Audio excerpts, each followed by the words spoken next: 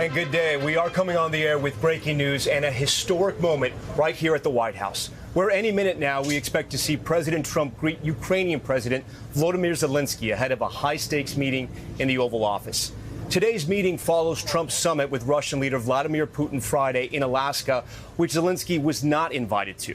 Trump and Putin signaled progress was made towards ending the war in Ukraine, but gave few details about what was discussed. And over the weekend, the president saying Ukraine might have to give up territory to end the war and suggesting he wants to go straight to a permanent peace deal instead of establishing a ceasefire first. And in a show of support for Zelenskyy, today several European leaders are in Washington. You see them right here. They have all entered the White House earlier today to meet with Zelenskyy and also meet with President Trump. And a reminder, it was just 6 months ago when President Zelenskyy was here at the White House that they had that major blow-up right in the Oval Office with President Trump, and that news conference watched around the world that really set the tone for the relationship between the Trump administration and Ukraine that has since evolved once again. Again, President Zelenskyy coming here in hopes of getting a peace deal, but what will that take? The deal's still very unclear. The details scant.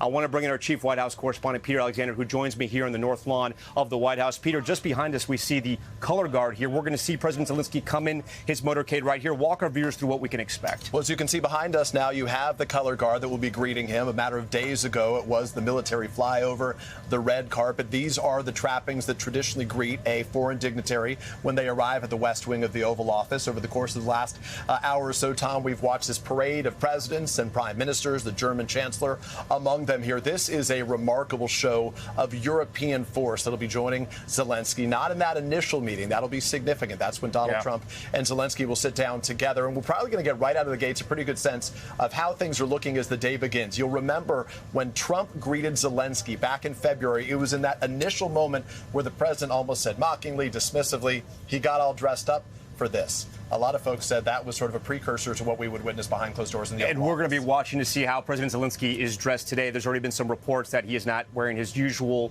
military sort of field gear, if you will, what he usually wears because his country is at war. We'll see how he's dressed here. That meeting 6 months ago, it erupted in front of the world, right, in front of the cameras. The president telling Zelenskyy you don't have the cards to be more grateful. The vice president also weighing in. It was almost sort of a tag team against Zelenskyy, who came here asking for help, hoping to get help.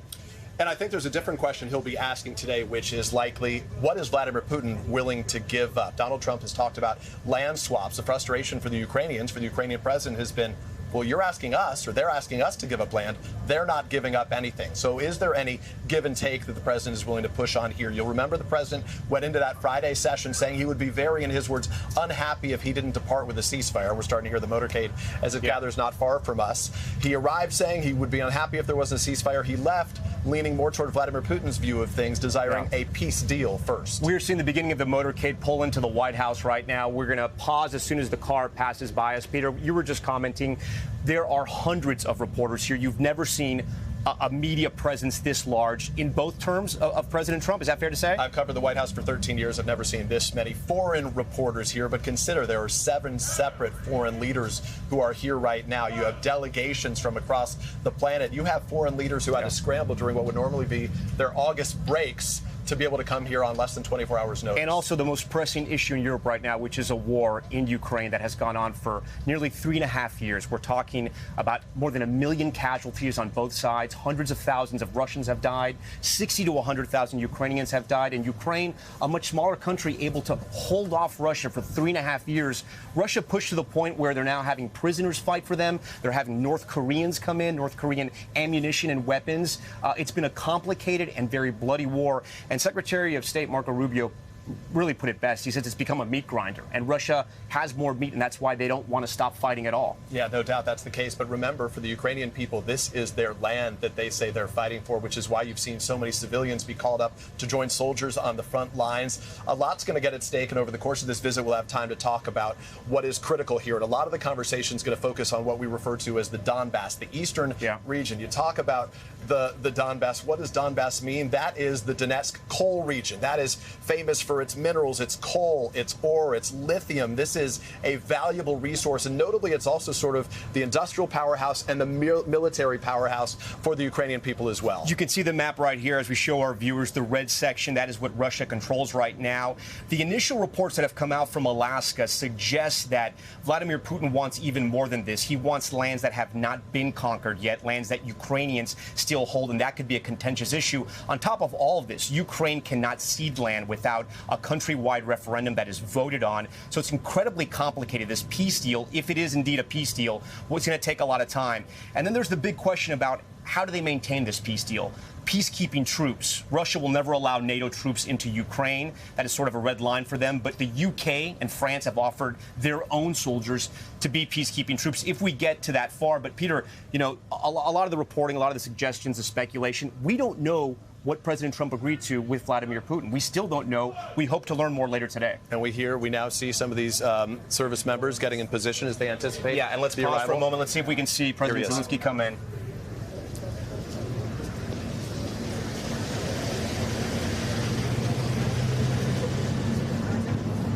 That's him in that vehicle. Yeah. So President Zelenskyy just coming in right now to the White House. We're going to put some eyes on him right now as he enters. He's going to do a quick photo op, we think, with the president. The president should greet him right outside here. That's correct? Exactly right. He'll greet him right there in front of the West Wing. This is the tradition. So if you take that shot momentarily, you will see him. He will greet him at the door, and then likely they'll address the cameras very briefly, if without words, certainly with a wave. Let's watch.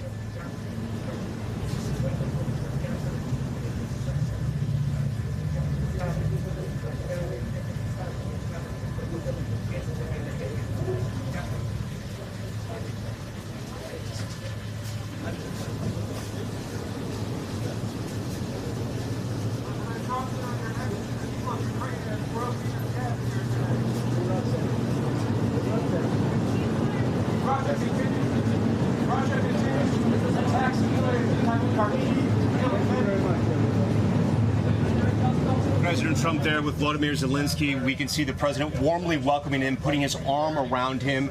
Reporters obviously shouting questions. The president wasn't ready to answer anything quite yet. We're watching here the body language, Peter, because we want to know how he greets President Zelenskyy. Is it the same way he greeted President Putin in Alaska just a few days ago, which was a very warm welcome? The whole world saw as President Putin walked into the Beast and was smiling and waving to reporters as they drove off to that summit. It looks like it was a warm welcome. It sounds like he may have commented something about the way he was dressed, but we'll find out later. Again, President Zelenskyy back in the White House 6 months later.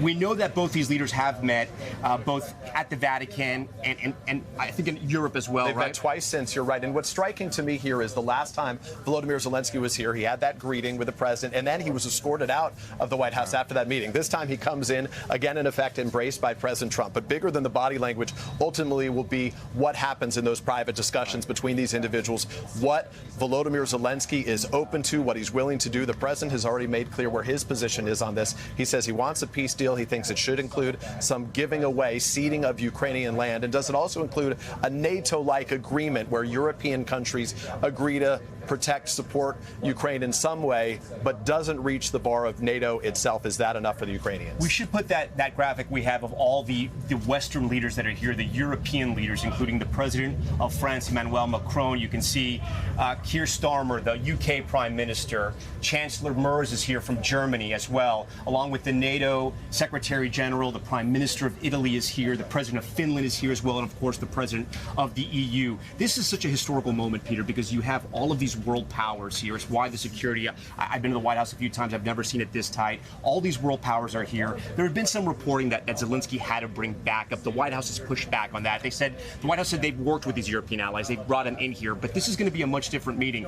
The president will have to present his plan to not only Zelenskyy, but the rest of Europe. Yeah, that's exactly right. And as has been said, the Europeans made clear to the president in the conversations before he met with Vladimir Putin, nothing about Ukraine without Ukraine. The real fear going into that meeting in Anchorage was that the decisions would be made behind closed doors between Presidents Trump and Putin that basically said, hey, Donald Trump agreed on behalf of Ukraine that you're giving up land. Now, Ukraine gets to have a say. If the White House referred to that last session as a listening exercise, or the president he raised the stakes, ultimately saying he'd be disappointed if there wasn't a ceasefire. This, in a way, is another listening exercise. The question is, at the end of it, does it lead to a potential trilateral meeting where Putin, Zelenskyy, and Donald Trump all come together? That's the goal for President Trump. Speaking of Ukraine, we do want to get there and go live. Our chief foreign correspondent, Richard Engel, has been in Kharkiv, Ukraine, and all over the country for the past 2 weeks. Richard, we appreciate you being there live for us tonight. Richard, you've been speaking to Ukrainians, you've been speaking to military leaders, soldiers of Ukraine. What are you hearing from them about this meeting today? So they're very nervous about this. They didn't like generally what they saw in Alaska, not just the protocol, the warm embrace, the red carpet, although they thought that was inappropriate.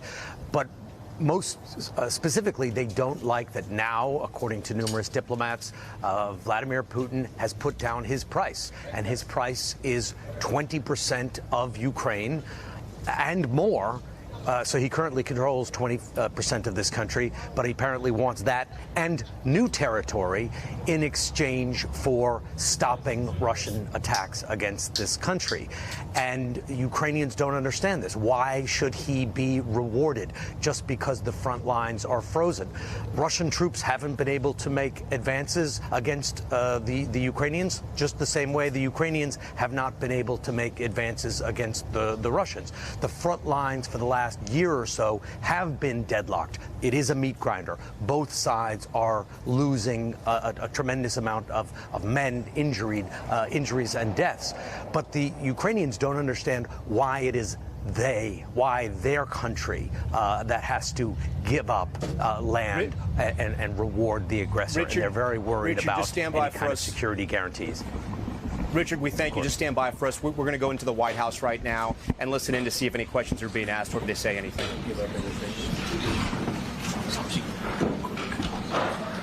Not too long. No, very short. Very short. Between us. Well, thank you very much. It's an honor to have the president of Ukraine with us. We've had a lot of good discussions, a lot of good talks, and I think progress is being made, very, very substantial progress in many ways. We had a good meeting, as you know, just a short while ago with the president of Russia. And I think there's a possibility that something could come out of it. And today's meeting is very important. We have, I guess, the seven very powerful leaders from Europe. And we're going to be meeting with them right after this meeting. And thank you very much for being here. Thanks so much, Mr. President. If I can, first of all, thank Please. you for invitation and thank you very much for your efforts, personal efforts to stop killings and stop this war. Thank you. And using this opportunity, many thanks to your wife, First Lady of the United States. She sent a letter to Putin about our children, abducted children, and my wife, she, First Lady of Ukraine, she gave the letter. It's not to you, to your wife. Oh, I want it. Yeah. So we are saying this is a sensitive topic.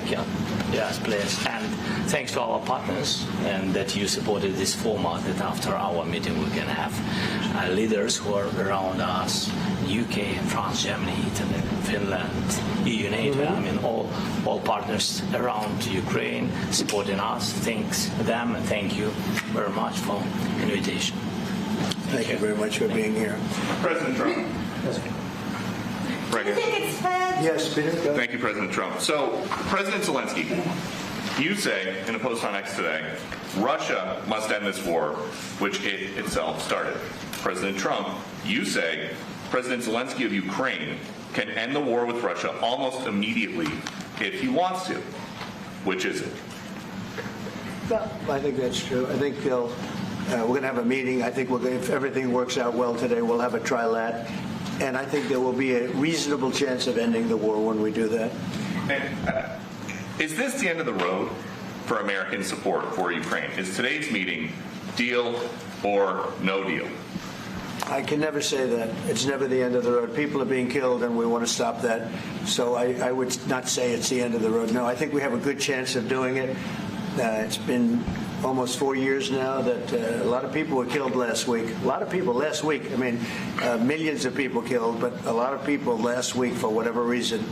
A big number, a lot of soldiers, on both sides. And I know the president, I know myself, and I believe Vladimir Putin wants to see it ended. And as you met with Putin on Friday, today you've got President Zelenskyy here. As you listen to Russia and Ukraine, which side has the better cards right Well, now? I don't want to say that. I'm just here to be. Look, this isn't my war. This is Joe Biden's war. He's the one that had a lot to do with this happening, and we want to get it ended. And we want it to end good for everybody. We want it to end good. The people of Ukraine have suffered incredibly. And to that point, President Zelenskyy, are you prepared to keep sending Ukrainian troops to their deaths for another couple years, or are you going to agree to redraw the maps? Thank you for your question. So, first of all, we live under each day attacks. You know that today have been a lot of attacks and a lot of wounded people, and the child was dead, small one year and a half. So we need to stop this war, to stop Russia, and we need support American and European partners, and we will do our best for this. So, and I think we show that we are strong people, and we supported the idea of the United States, of personally of President Trump, to stop this war, to make a diplomatic way of finishing this war, and we are ready for trilateral, as President said. This is a good signal about trilateral. I think this is very good. Thank you. Mr. President,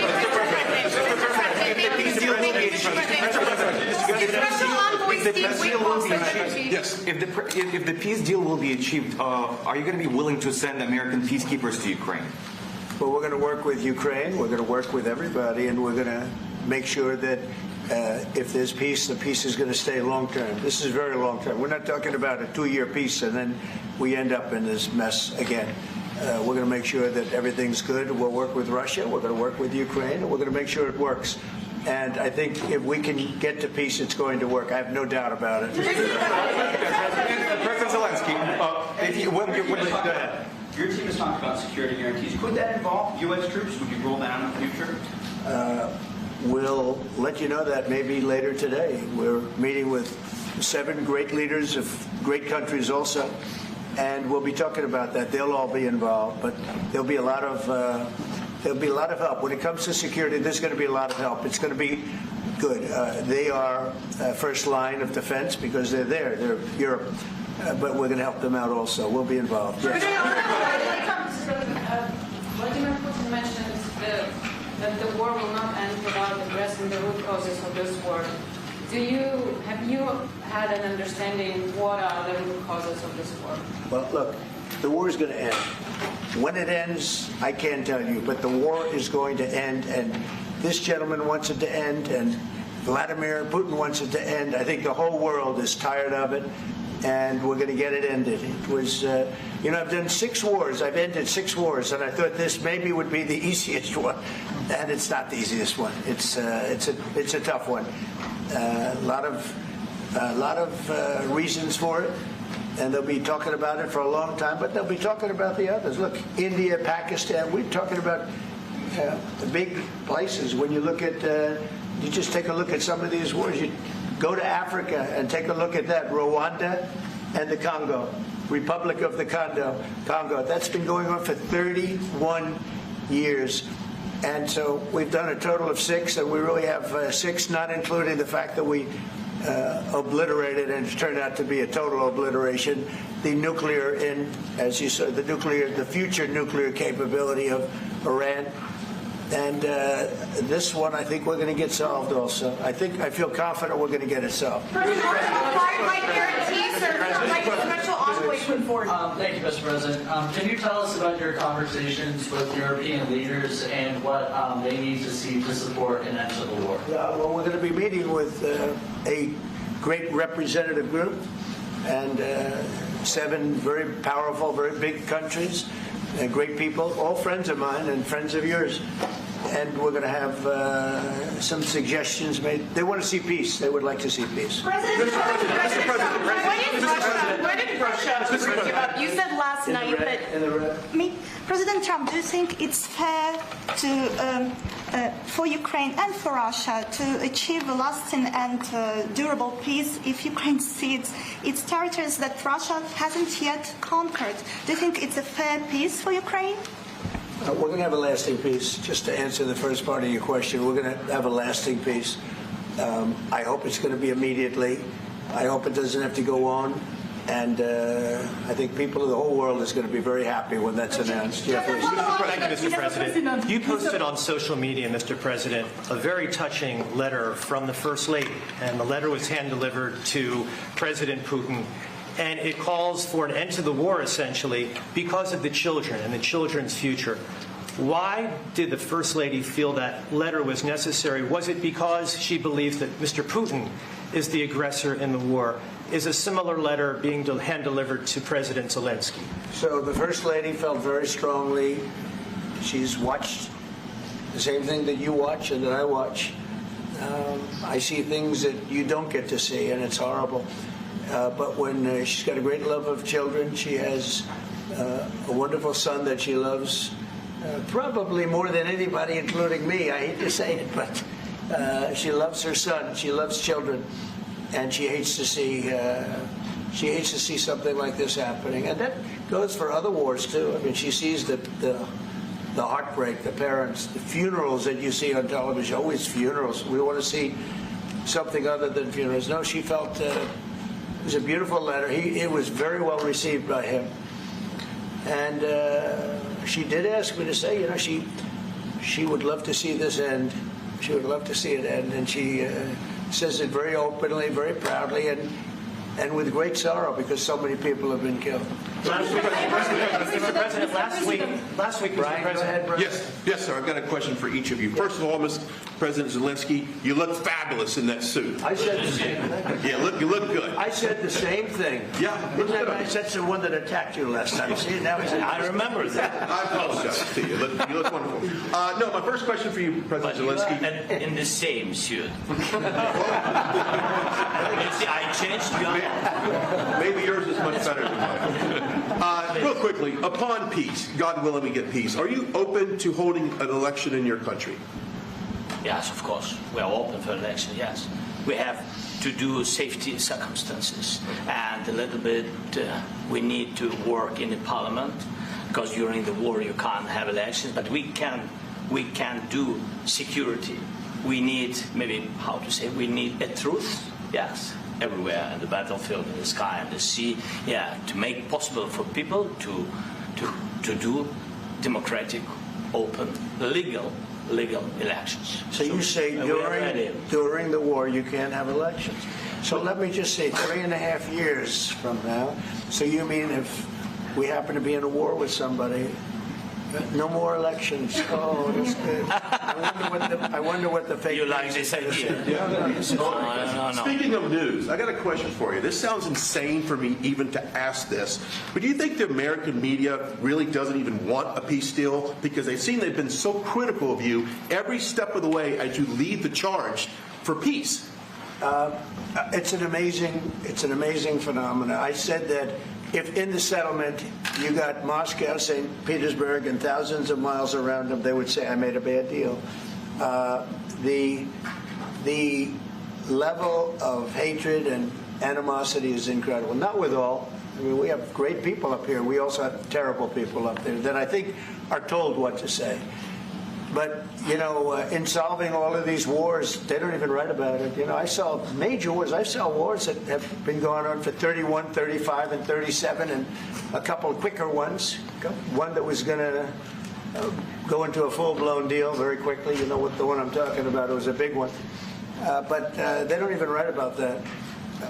No matter what I do, no matter what, and you know, this is not anything to do with you. It's probably to your advantage in a certain way. But no matter what I do, no matter what deal I make, from my standpoint, you'll come out good.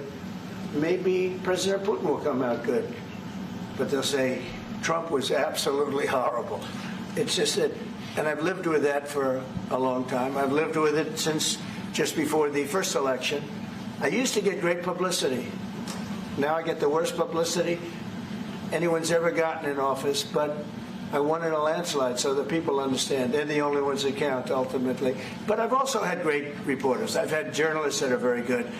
But it's very sad when you do the right thing. As an example, they said, because of the fact that Vladimir Putin came to American soil, this was a tremendous defeat for Donald Trump. No, it was really wonderful that he did it. It was a hard thing for him to do, to be honest with you.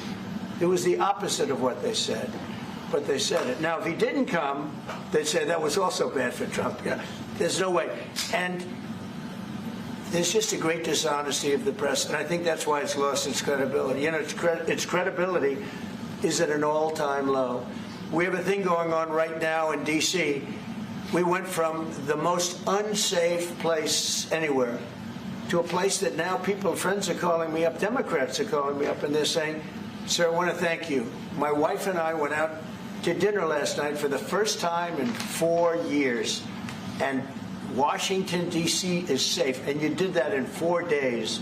I'll tell you it's safe. I had another friend of mine, he has a son who's a great golfer, he's on tour, and he came in fourth yesterday in the big tournament where Scotty Scheffler made the great shot, and he said his son is going to dinner in Washington, D.C. tonight. I said, would you have allowed that to happen a year ago? He said, no way, no way. He said, what you've done is incredible. And I think the people realize it. But the press says, he's a dictator, he's trying to take over. No, all I want is security for our people. But people that haven't gone out to dinner in Washington, D.C. in 2 years are going out to dinner. And the restaurants the last 2 days were busier than they've been in a long time. Sir, I walked around yesterday with MTG. If you can walk around with D.C. with MTG and not be attacked, the city is safe. Thank you, Mr. President. Last week you warned of what you called severe consequences if a 30-day ceasefire or any type of ceasefire were not agreed to by Russia. Will there be severe consequences? Does that change because of your meeting with the President? I don't think you need a ceasefire. You know, if you look at the 6 deals that I settled this year, they were all at war. I didn't do any ceasefires. And I know that it might be good to have, but I can also understand strategically why, well, you know, one country or the other wouldn't want it. You have a ceasefire and they rebuild and rebuild and rebuild, and, you know, maybe they don't want that. But if you look at the 6 deals that we made peace, and you know, long-term, long-running wars, I didn't do any ceasefires. Would I like the concept. You know, I like the concept of a ceasefire for one reason, because you'd stop killing people immediately, as opposed to in 2 weeks or 1 week or whatever it takes. But we can work a deal where we're working on a peace deal while they're fighting. They have to fight. I wish they could stop. I'd like them to stop. But strategically, that could be a disadvantage for one side or the other. But all of these deals I made without even the mention of the words ceasefire. President Zelenskyy, are you disappointed that there's no ceasefire? The decision to offer Ukraine Article 5-like security guarantees would stop short of pushing for their full membership. Yeah, well, we haven't done anything on that yet.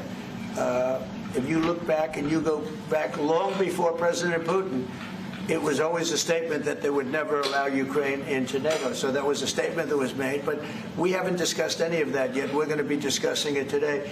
But we will give them very good protection, very good security. That's part of it. And the people that are waiting for us, they are, I think they're very like-minded. They want to help out all. Thank you, President Trump. Are you disappointed there's no ceasefire? The United States has already given hundreds of billions of dollars to this war effort in Ukraine. Biden. At best, it is a stalemate, and the killing continues. So, President Trump, how much more is the United States willing to give Ukraine? And President Zelenskyy, how much more do you want?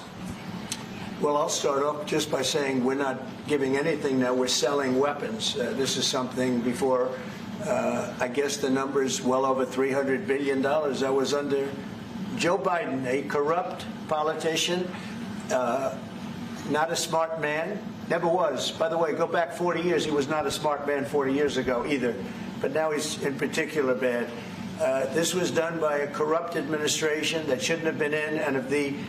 And frankly, if the right results of the election were given, if I were president, this war would have never taken place. And he would have been very happy, because he would have liked to have seen. I mean, they went through hell. He went through hell. This war would have never happened. And the people that were killed, a couple of million people, a lot of people with soldiers and everything else, and the people that have been displaced and forced into other areas and other countries because of what's happened, none of that would have happened. And I'm just saying that he was a horrible president, whether it was the borders or this. He was just a horrible, corrupt president. I can. Thank you so much. So first of all, we have possibility now to buy weapons from the United States. We are thankful for this program and this opportunity. We are thankful for Europe. They pay for this. And through NATO program, for example, Pearl and etc., we have some programs where we can have some money to finance this. And this is a part, I think, it's not a part for the war and to defend us. It also will be a part for security guarantees, to strengthen our army, to rearm Ukrainian army. This is very, very important. And it depends how much money we need to rearm. For example, the question of air defense, we spoke about it with President Trump, and I'm happy that we have now bilateral decisions and we work on it with production, American production. Nobody in Europe has so many air defense like Patriots, for example. We need it very much, and this is also about defending. And I think, I think the good news, we make the best military equipment in the world by far. You mentioned the Patriots. How good are they? Systems. We have systems. They're literally 100% foolproof, and it's really like shooting two bullets. Two bullets hitting each other in the air in a space like this. The chance is 100%. It's 99 to 100%. So we sell the equipment to NATO. And NATO does what, I don't know what the arrangement is that you have with, but I know that they want you to have the equipment. And we're getting the best equipment in the world, but they pay us for the equipment. Under Biden, it was just crazy what was going on. I believe the number is over 300. I think it could be $350 billion worth of equipment and money and everything else. And we've made more progress in settling this war in the last 2 months than they made in 4 years. This should have been settled a long time ago, but it should have never happened. Yeah, please. You pushed out on social media. Brian, go first. You pushed out on social media about doing away with mail-in ballots and potentially electronic voting machines. Can you expand on that and how important Well, that's a very off-topic. Just very quickly. Mail-in ballots are corrupt. Mail-in ballots, you could never have a real democracy with mail-in ballots.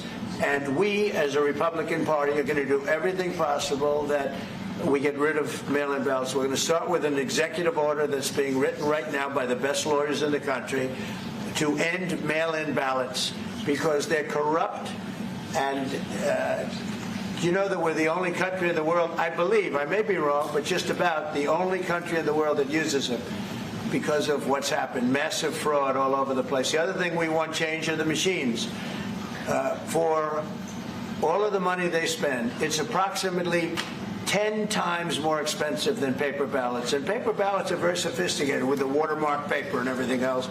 We would get secure elections. We'd get much faster results. The machines, I mean, they say we're going to have the results in 2 weeks. With paper ballots, you have the results that night. Most people, but most people, many countries use paper ballots. It's the most secure form. So between paper ballots, very, very important, paper ballots, and I think maybe even more important, the mail-in voting. We're going to end mail-in voting. It's a fraud. If you have mail-in vote, even Jimmy Carter with this commission, they set it up. He said the one thing about mail-in voting, you will never have an honest election if you have mail-in. And it's time that the Republicans get tough and stop it because the Democrats want it. It's the only way they can get elected. Because with men and women's sports and with transgender for everybody and open borders and all of the horrible things, and now the new thing is they love crime. They're fighting me on the fact that I've made Washington, D.C. safe. We're not going to get mugged, beaten up, or killed like all the people you've been watching get so badly hurt. I'm glad. I hate to take your time with this, but I'm glad you asked me that question. We're going to stop mail-in ballots because it's corrupt. You know, when you go to a voting booth and you do it the right way and you go to a state that runs it properly, you go in, they even ask me. They asked me for my license plate, for identity. I said, I don't know if I have it. They said, sir, you have to have it. I was very impressed, actually. But it's very hard to cheat. with mail-in voting, as you know what happens in California, it's so corrupt, where some people get 5, 6, 7 ballots delivered to them. Now, we got to stop mail-in voting, and the Republicans have to lead the charge. The Democrats want it because they have horrible policy. If you have mail-in voting, you're not going to have many Democrats get elected. That's bigger than anything having to do with redistricting, believe me. And the Republicans have to get smart. We're not going to have a country. I said for a long time at rallies, you need borders and you need free and fair elections. Those two things. Otherwise, you don't have. We have strong borders now. In 90 days, Mr. President, we didn't have 1, 0, 0, and 3 months. Not one person came in illegally into our country. In fact, even I find that hard to believe, but it's run by a little bit of a liberal group that put out the numbers, so I guess it's, but 0, 0, and 0. You go back a year ago, 2 years ago, 3, millions of people poured into our country. It was terrible. Thank you very much. What security guarantees do you need from President Trump to be able to make a deal? Is it American troops, intelligence, equipment? What is it? Everything. And really, it includes two parts. First, strong Ukrainian army that I began to discuss with your colleagues. And it's a lot about weapon and then people and training missions and intelligence. And second, we will discuss with our partners. It depends on the big countries, on the United States, on a lot of our friends. Mr. President, are you willing to commit American troops to that NATO-like protection in order to get President Zelenskyy to a deal today? Well, I don't know if you define it that way, but NATO-like, I mean, we have people waiting in another room right now. They're all here from Europe, biggest people in Europe, and they want to give protection. They feel very strongly about it, and we'll help them out with that. I think it's very important. I think it's very important to get the deal done.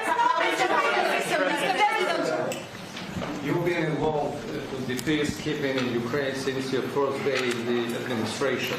What would you say to the Ukrainian people right now who are suffering under the Russian attacks and hoping that the American people will stand with them? Well, I know Ukrainian people. I've known many over the years. They're great people. They're smart. They're energetic. They love their country. I mean, they love their country, and we want to get this war ended. That's all I can do. I love the Ukrainian people, but I love all people. I love the Russian people. I love them all. I want to get the war stopped. Very important. Mr. President, was there any aspect of your discussion with Vladimir Putin that left you disappointed? Look, we just spoke to, I was just telling the President, I just spoke to President Putin indirectly, and we're going to have a phone call right after these meetings today. And we may or may not have a trilat. If we don't have a trilat, then the fighting continues. And if we do, we have a good chance. I think if we have a trilat, there's a good chance of maybe ending it. But he's expecting my call when we're finished with this meeting. Thank you very much.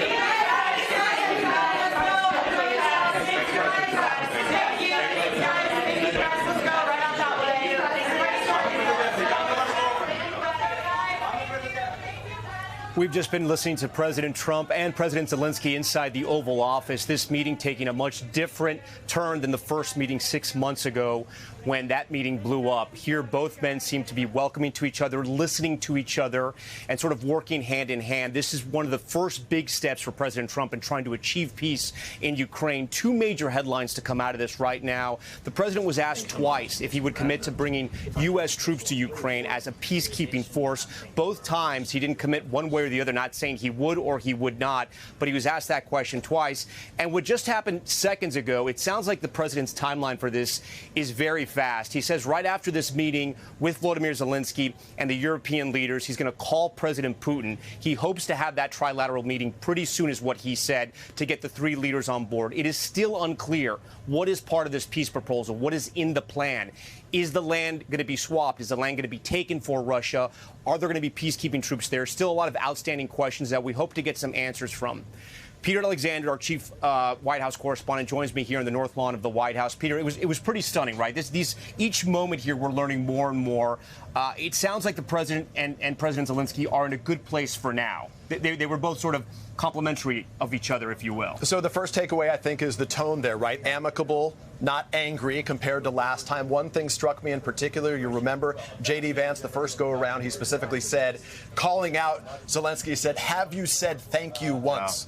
Wow. I noted that the first words out of Zelensky's mouth were thank you. He said it more than a dozen times in the course of those comments. Thanking for the weapons as well. Thanking for the weapons, thanking the United States, thanking the European allies. That was one thing that was significant. The other thing that obviously hung over this was the topic of wardrobe, right? When he came in, just for optics, and those matter to the president, who in many ways produces his own presidency. The very same reporter who last go around asked Zelensky why he wasn't wearing a proper suit, a gentleman by the name of Brian Glenn, who it turns out is dating MTG, as he says, Marjorie Taylor Greene. He says, I thought your suit looks pretty good here. Zelensky notably had a pretty quick retort here. He says, it looks like you are wearing the same suit. You'll remember Zelensky was a former comedian, is a comedian. He produced and created Servant of the People, a popular show which helped his rise to power, much like his television chops here in the U.S. helped Donald Trump's rise as well. There were also questions that were answered this time around compared to no questions that were answered when Vladimir Putin met with the president just recently. And then one important fact check here, as long as we're keeping our audience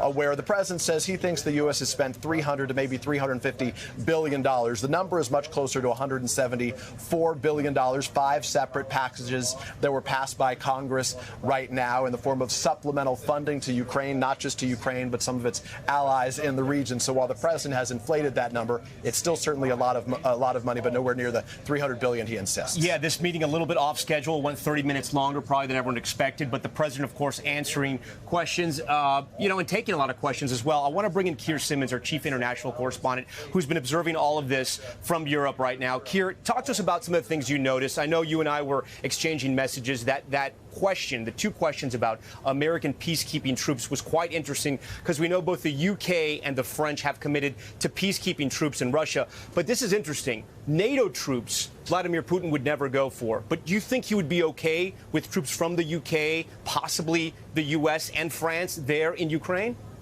You know, Tom, it's evening in Moscow, and you bet in the Kremlin they will have been watching that closely. They will have been disappointed, as you have just pointed out, not to have seen another blowout between President Zelensky and President Trump and Vice President Vance. They will be noting the way that the Ukrainians appear to be more careful in the way they approach President Trump, handing over the letter from the Ukrainian First Lady, as Peter mentioned, saying thank you multiple times.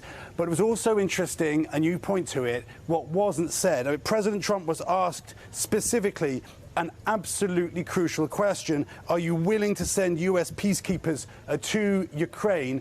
And he didn't answer that question. And why is that so important? Because the man you saw sitting there, President Zelensky, will have to put a huge amount on the line if he was to agree to ceding the amount of territory that appears to have come out of the proposal on Friday. Maybe even, as Richard said earlier, ceding more territory. It looks like what he is potentially going to be offered in exchange for that is a security guarantee that Russia will not invade again, will not renew its offensive. And you can see there from the map just how much land is still held by the Russians, and how that land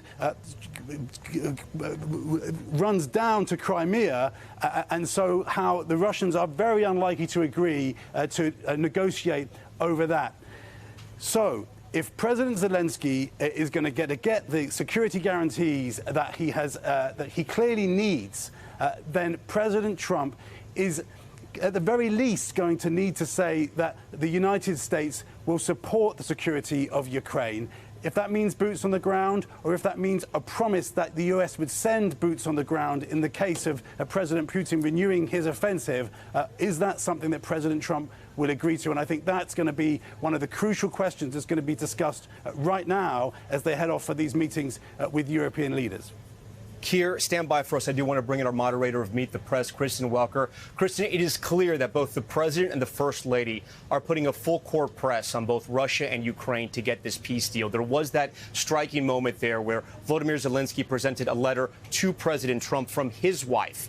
And this, of course, in reaction to the first lady, Melania Trump, sending a letter to Putin, telling her that because of the children, they should end this war and to think about those children. Because one of the big factors here, one of the points of contention are the Ukrainian children, the Ukrainian families that are currently now in Russia-controlled parts of Ukraine. And what happens to them if there is some type of peace treaty that is signed? What happens to them if Russia keeps those land, the land that they invaded and have now conquered? What happens to all those families? Do they now have to start speaking a different language and become Russian citizens, or can they go back to Ukraine? But I am struck by the timeline that the president said, right? He came out and said, listen, right after this meeting, we're going to meet with the European leaders, and then I'm calling President Putin, and we want to get that trilateral on the calendar. The timeline was incredibly notable, Tom, as are the other points that you just made. But first, the timeline. The fact that he's saying he's going to call President Putin at the conclusion of this day, it fits into the broader tone we've heard from this president signaling he wants to have that trilateral maybe as early as this week. A lot of skepticism about whether that can actually happen. And European allies concerned. They don't want this process to be rushed, Tom. They want to get it right. To that point about the children, it's so fascinating because the First Lady and to some extent some lawmakers, Senator Lindsey Graham, Senator Richard Blumenthal, are really trying to make those kidnapped children the focus of ending this war. In fact, Senators Graham and Blumenthal out with potential legislation that they may introduce that would label Russia a state sponsor of terrorism if those children are not returned. So really trying to open up a new front in the argument for why this war needs to end and really trying to ramp up the pressure on Russia. On that point about a security agreement, Tom, I've been talking to Ukrainian and European sources, and they say the key there is making sure that it's durable. So that means effectively that it would need to be signed into law by Congress. This is something that would need to be ratified, not just something that's a handshake, not just something that's signed by these leaders, but something that actually becomes U.S. law. So that's the type of pressure at the backdrop of this historic summit today, Tom. All right, Kristen Welker, we thank you for that. I want to go back to Richard Engel, who's reporting live for us in Ukraine. Richard, I have two questions for you. First, your observations of what you saw and heard inside the Oval Office. But first, I want you to walk our viewers through the state of play in Ukraine right now. There are still people being killed, families being killed in Ukraine right now. And even though these peace talks are sort of at the beginning stage, the bombing has not stopped. So this all looks very different, Tom, from here in Ukraine. President Zelenskyy talked about how families are still being killed, and he mentioned a child, a 1.5-year-old child killed today. I just returned from the apartment building where that child was killed. It's just a few minutes away from here in the city of Kharkiv. And although Russia says every single day that it only attacks military targets, that it doesn't target civilians in Ukraine, that is not true. And we saw that once again this morning. The building that you're showing right now was hit by 6 different Russian drones in quick succession. And it was a civilian apartment building full of families. We saw pets. We saw plants. There were no soldiers inside there. At least 7 people killed. And in the early morning hours, the drones started coming in. One exploded, and then about 30 seconds later, the next, and 30 seconds later, the next. So this was not an accident. This was not a rogue drone that happened to hit an apartment building. This building was targeted, and 7 people were killed, including this 1.5-year-old girl and all of her family. Her grandmother was also killed, and her 2 parents. That kind of attack, which Ukrainians consider terrorism, happens every single day here, and they are watching this, Ukrainians are watching this peace process, watching this summit, and don't understand why it is Ukraine that must surrender its territory. Why isn't more pressure being put on Vladimir Putin, not just to stop the attacks? And by the way, you can hear the air raid sirens right now if you listen closely in the background. So there are more attacks happening as we speak. So this is a daily way of life here, and many Ukrainians think that pressure must be put on Putin to not only stop The attacks, like the one that killed that family and others at the apartment building a short while ago, not far from here, but the constant attacks. And also, you mentioned a very important point, Tom. You said, what happens to the people, the Ukrainians who live in those areas, this 20% of the country, or 20% plus, if Putin gets his way, that may have to be surrendered to Russia? They become Russians. We've spoken to people in those occupied areas. They live like prisoners. They are told to forget their Ukrainian identity. You can't fly the Ukrainian flag. You can't speak the Ukrainian language. It is not used officially. They are part of Russia, and as far as Russia concerns, they are only Russian, and their Ukrainian identity is perceived to be a threat.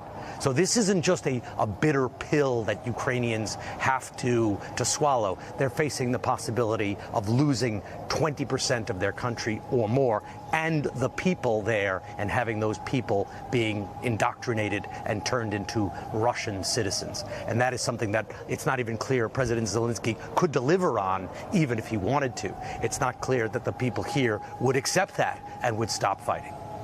Richard, we thank you for your reporting, but as we hear those air raid sirens, I want to make sure you and your team can get to your safety plan and figure out what you need to do in the coming minutes. But we thank you for being with us. Peter, I want to bring you back into this conversation. There's a lot of unknowns here, right? And I think one of the big questions for everyone, including the Ukrainians most of all, is what is going to come out of these meetings? Yeah. Will we get a sense of what the details of this deal are?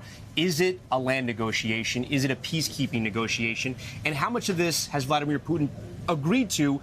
And will Europe and the rest of the world believe him? It's good questions. First, that requires there to be a deal, right? We've heard from one party, Vladimir Putin, the president spoke to with his aides a matter of days ago. What does he hear privately from Volodymyr Zelenskyy today? What are the Europeans on board with in terms of security guarantees going forward? We're obviously going to focus heavily on the potential that the president is willing to offer up U.S. troops in some form. That seems to go against much of the MAGA positions that he's taken from the very beginning. But already there's some things that they would be at odds about. You remember the president went into that meeting on Friday saying that he wanted to see a ceasefire. He wouldn't be happy if there wasn't one. Today, he said, among other things, I don't think you need a ceasefire, which is a significant embrace of Vladimir Putin's view on this, where Ukraine has long said you need a ceasefire first. Had there been a ceasefire on Friday, those 14 Ukrainians who were killed in the last day or so in Ukraine would still be living right now. So that's going to be one key hump, is how do they get over that? Then what happens beyond that in terms of the security guarantees? What is the U.S. and what are the European allies willing to give? And ultimately, at the end of the day, it comes down to that land in many ways. The Constitution in Ukraine, as Zelenskyy has made clear many times, doesn't let him make this decision on his own, whether it's going to cede land. The president says this thing would be over in a hurry if you were willing to do so. Can all of this happen overnight? There are a lot of lines that still have to be drawn by all parties here for this to come to a conclusion. But certainly, it is tremendous progress in the fact that these conversations are happening. And it turns out they're all happening in many ways in one place, with the president in attendance here at the White House. Still a very busy day here at the White House. We're going to have the meeting that's happening right now, the bilateral between Ukraine and the U.S., President Trump and President Zelenskyy. And then those European leaders that are still here in the White House are going to meet with both presidents. And they're going to talk about the proposal for peace that we know of. There's going to be a lunch between all parties. And possibly we will hear from some of these European leaders and from President Zelenskyy and President Trump again later today about what has been hashed out. The president announcing he's going to call Vladimir Putin after the meetings here and talk about how much they've accomplished, and he hopes to have a trilateral meeting at some point pretty soon in the near future. That's going to conclude this NBC News special report. We're monitoring today's meeting at the White House, and we'll have more coverage of the president's meeting with European leaders. For now, we'll have more on our streaming network, NBC News Now. I'm Tom Yamas, reporting from the White House. We thank you for watching. We thank you for watching, and remember, stay updated on breaking news and top stories on the NBC News app or watch live on our YouTube channel.